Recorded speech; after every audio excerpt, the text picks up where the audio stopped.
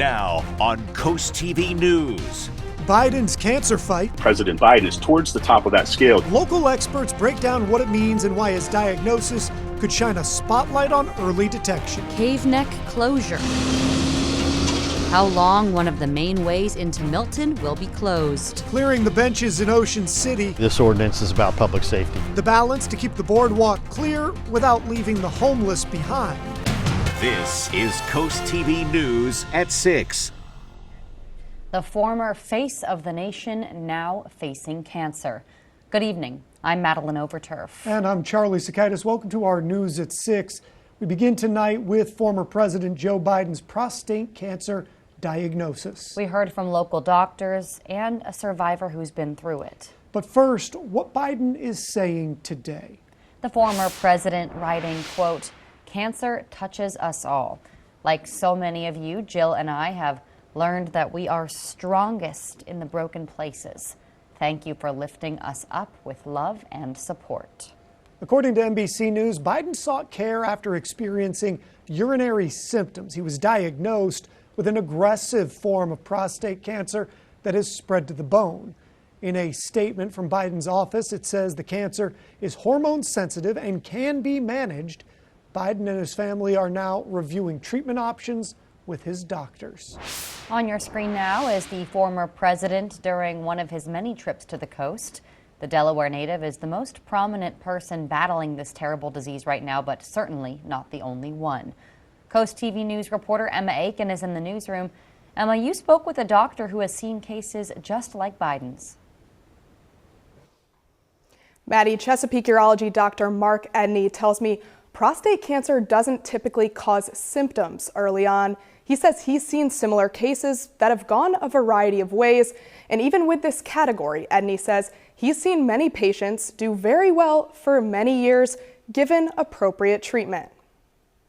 Even for former presidents, things can change fast, from easing into retirement to the announcement of an aggressive prostate cancer diagnosis. Dr. Mark Edney of Chesapeake Urology says it's the most common kind of cancer men will get with age. You can see that it's an incredibly common diagnosis. While Dr. Edney isn't the one treating former President Biden, he has seen what's been reported and knows just what that means. And that scale runs from a low of 6 to a high of 10.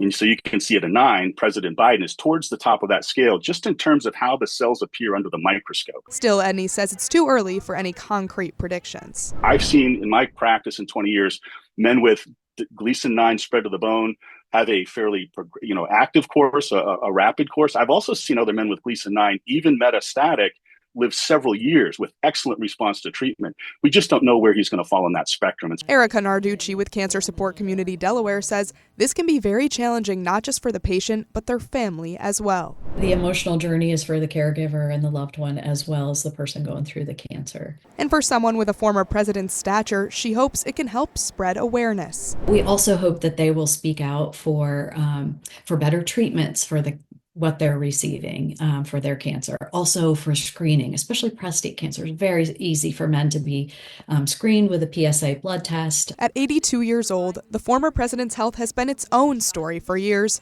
But now as he battles cancer, the hope from his many supporters is that he can push through and maybe even build back better.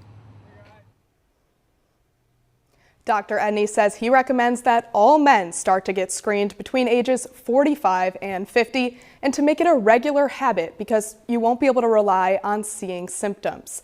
Back to you guys. Emma, thank you.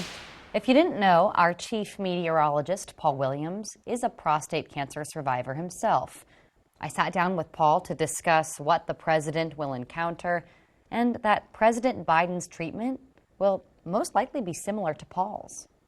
So, Paul, tell me your reaction when you heard that former President Biden had prostate cancer. Devastatingly familiar. It's devastating in the sense of who wants to ever hear cancer? And especially in that location in a man, which is already something that's kind of taboo in the first place. Is the president's proposed treatment plan similar to what you went through? Yes. Yes, it is. Because they're dealing with hormone therapy, once again, because prostate cancer thrives on testosterone, but also I had radiational treatments. And since his prostate cancer has gotten out of the prostate, it makes no sense for them to do surgery, especially in a man his age. Okay, so because you would die from the surgery alone. So what is he looking at going through? He's going to look forward to going through menopause like I did. Night sweat, maybe a little bit of weight gain, you know. I think that he could possibly be dealing with some depression occasionally, because that comes with the ups and downs of the hormone therapy, making it a bit of an imbalance that you're accustomed to. One of the things that I had that really bothered me was that there was just a great deal of soreness that I had to deal with. He's looking at a workable lifestyle still. And he's looking at longevity still, believe it or not, with the hormone. But he's just looking at being very mindful of his moods, being very mindful of his muscle, being very mindful of what he eats. Why have you made it your mission to basically be an advocate for prostate cancer awareness and research? Honestly, because it scared the hell out of me. Because it scared the hell out of me. I dealt with heart attacks, and I could deal with the heart attack problems I was having easier than cancer, because, see, with the heart attack, I could at least feel it coming. And Maddie, there was more than one night where I literally was crushed under the fear of dying, and dying a horrible, miserable death. From my point of view, a little bit earlier than expected. So I have to make sure that I'm not afraid to talk about it. I'm already talking to my 11-year-old and 10-year-old grandson about it right now. What do you want our viewers to take away from this conversation we're having? We as men just have this mentality that I'll put a little dirt on it and I'll be fine, you know. Prostate cancer is so preventable if you just don't cower against the examination. And even if the digital rectal exam is something that makes you too uncomfortable, go get a PSA blood test. Get a pre-screening. As scary as it may seem, you'd rather know early what's happening, because then you can jump on it and stop it from stopping you. Because if you wait, if you try to put this into a closet and lock it up and think that if I don't acknowledge it, it won't bother me, quite the opposite. If you don't acknowledge it, it will kill you. Had I not been diagnosed by accident, I would not be here in 2025. That's without a doubt. I have known Paul before he had cancer, during his treatment, and after. And really, until today, I actually had no idea how scary it was for him. If there is one positive in this situation, it's that we can shine a light on a disease that definitely needs more attention. All of us are so happy that Paul is on the mend, and it brings us to our Coast TV poll. We want to know, how often do you get those screenings, the ones Paul talks about right in that story? Let's take a look at the results from the last news hour. 86% still say every year, though every few years only when sick and never screened. Those numbers are fluctuating ever so slightly. If you haven't voted yet, you can go do that. Go to CoastTV.com or use our Coast TV mobile app. We will show updated results on tonight's Coast TV News at 11. For more on all of this, we have in-depth articles on CoastTV.com. Now let's turn it over to the man that you just heard from in a different capacity, Paul Williams, taking a live look into Ocean City. And Paul, you really have made this your life work. And you said there's something interesting about you and the president's cancer. Yeah, because actually I was diagnosed with a Gleason 9, stage 4 as well. So I am living proof that you can have a positive result from that treatment. You can still live a positive lifestyle, but you have to be intentional with living. But you know what? We should all be a little more intentional from day to day, right? Shouldn't have to make cancer make us think about being appreciative of every day we have. That's what my grandmama would say. All right, so let's take a look right now.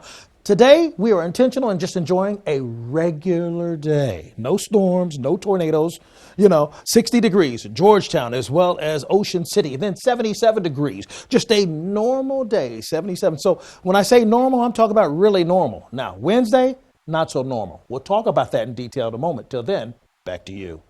Thank you, Paul. Shifting our focus to Milton now. This is Cave Neck Road between Diamond Farm Road and Hudson Road, where crews are going to be working in Milton all throughout the summer. DelDOT says they are making permanent repairs to a 113-year-old bridge, leading to a partial closure of Cave Neck Road. Coast TV News reporter Zakia Jennings is live in the Jeep right there. Zakia, people will now have to take a few side streets to get around Cave Neck.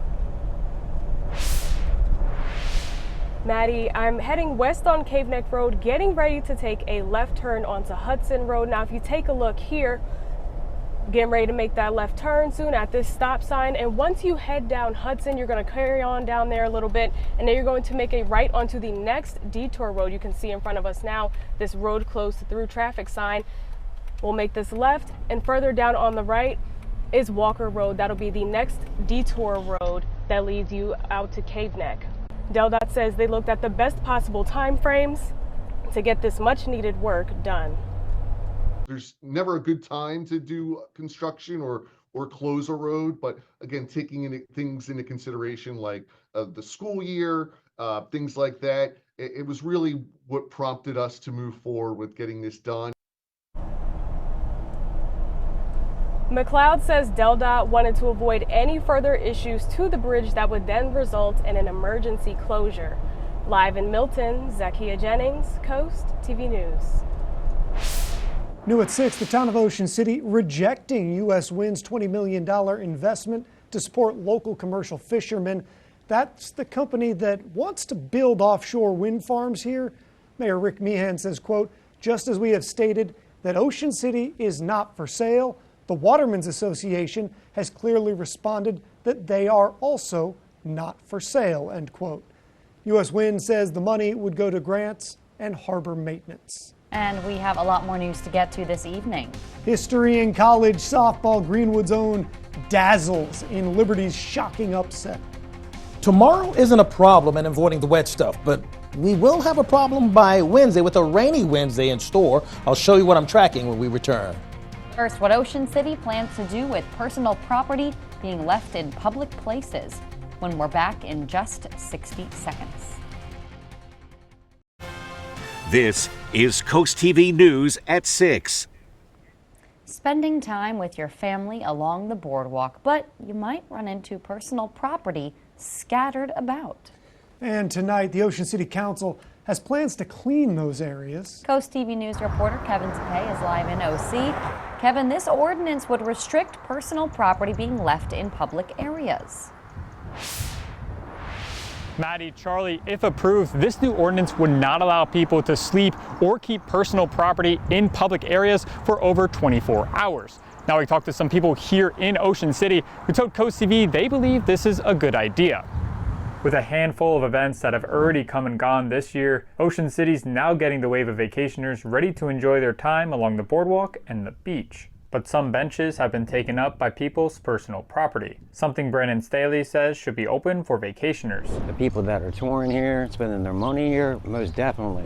On Monday, the Ocean City Council will have their second and final reading on an ordinance that would prohibit anyone from sleeping, obstructing, or leaving any personal property in public areas for over 24 hours. Ocean City Manager Terry McGeehan explains the council's reasoning behind this new ordinance and how they're not leaving the homeless out at sea. We do have a homeless outreach team that does work with those folks to help them find shelter and address their needs, but really this ordinance is about public safety. Joe Q lives near Ocean City and understands how items left around town could cause concern. Property is being left, the backpacks, whatever I've seen, you know, if nobody's around and it's sitting there for hours, that could freak people out.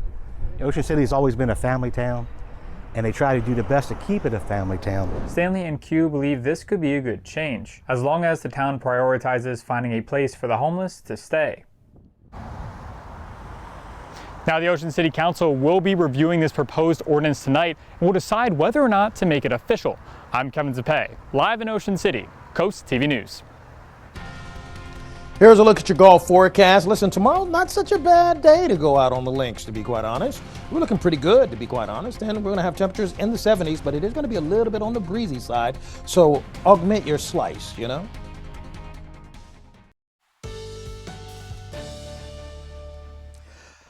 As I take a look at my forecasting crystal ball, Tuesday's not a problem, but what I see here, Wednesday and Thursday, we may have an issue or two. Our dry-tech camera, Ocean City, shimmering view, but staying calm. Here's the latest look at radar. We do have concerns for a small craft advisory, watching out for 25-mile-per-hour wind gusts near Cambridge along the shore and for Madison and Taylor's Island. Other than that, we're looking pretty quiet for the most part. A trough is just to our north, but I think it's more of a cloud maker instead of a rain maker.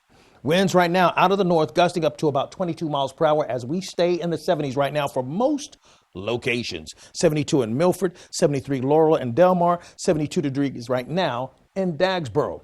We are looking for our chances of rain to go from 1% all the way up to 78 on Wednesday and stay at 67% on Thursday. So you break down Tuesday and we're looking clear in the morning, clear in the afternoon. But it's Wednesday where things go awry. Cloudy skies, cloudy start, 60 degrees or near 60 to start the day off. This is where things blow up. By 10 o'clock, we see places of scattered showers and thunderstorms, and it quickly moves out of the way by 4 o'clock. So the fast movement and the intensity tends to make me say, let's keep a close eye on that. For Ocean Pines down to Snow Hill, same situation, 7:30, widespread downpours, but then a pocket of significant storm activity begins to kick off at about 10:30 near Salisbury and Snow Hill as well. And then it sticks around even until about 12:30 for the most southern portions of our viewing area. So we will keep you updated. Here's a look at your extended forecast. The Delmarva Sports Network from the Wawa Studios. Liberty softball just pulled off the most shocking upset in NCAA regional history, and Greenwood's Caitlin Yoder was in the circle to end it. Thrust into a 6-4 game against #1 overall seed Texas A&M in the 6th, Yoder only allowed one inherited runner to score. She then proceeded to end the game with a strikeout, sending Liberty to its first super regional in school history. The Aggies become the first ever top overall seed to not win their region and advance. Yoder lowered her ERA to 2.51 in the process. Liberty now heads to Eugene, Oregon for a best-of-3 super regional matchup. Winner is going to the College World Series.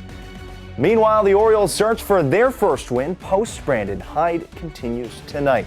Baltimore announced it fired its skipper back on Saturday and proceeded to drop back-to-back games to the Nationals.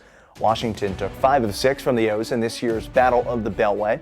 The Orioles are now 15-30 on the season, the 4th worst record in baseball. Baltimore takes on the Brewers tonight at 7:40.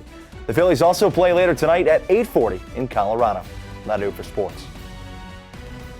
Soaring Over the Shore is sponsored by Morse Roofing and Siding. Quaint, charming, and full of some rich family ties, Broadkill Beach is another gem on the Delaware Bay. Despite its name, the only thing you'll get killed with in Broadkill Beach is kindness.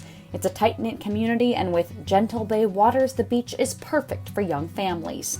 A network of 5 families owns the Broadkill store and say the store dates back to at least World War II. Just a quick drive to Milton or Lewis, Broadkill is home to horseshoe crabs and adjacent to the Prime Hook National Wildlife Refuge, making this waterfront living wonderful for both people and wildlife. So taking a look outside right now, things are nice, cool, calm, and collected for right now, but we won't quite stay so cohesive by the time we get to, Wednesday going into Thursday. But our Milford camera, Bay Health camera, we're holding at 72 degrees right now. Now, we will slip into the mid-60s later on tonight under mostly clear skies down to 65 degrees as early as 10 o'clock. And it's going to get even cooler than that into the 50s before the night is through. Here's a look at our live radar right now. We're looking very clear at this point. So we're clear, and it's clear skies. That's going to be the main thing. Our umbrella giveaway winner is Janet Caparello of Millsboro. Congratulations. Keep up with your forecast by calling our weather line, sponsored by the law offices of Brusted, Mandalis, and Federico. And finally, here's a look at your exclusive 10-day forecast. We are looking for that wet weather on Wednesday and Thursday. All right, Paul, thank you, and thanks for joining us here for Coast TV News at 6. For more news, more local weather, download our Coast TV News app. The NBC Nightly News is up next. And we'll see you later tonight for Coast TV News at 11. Have a great evening.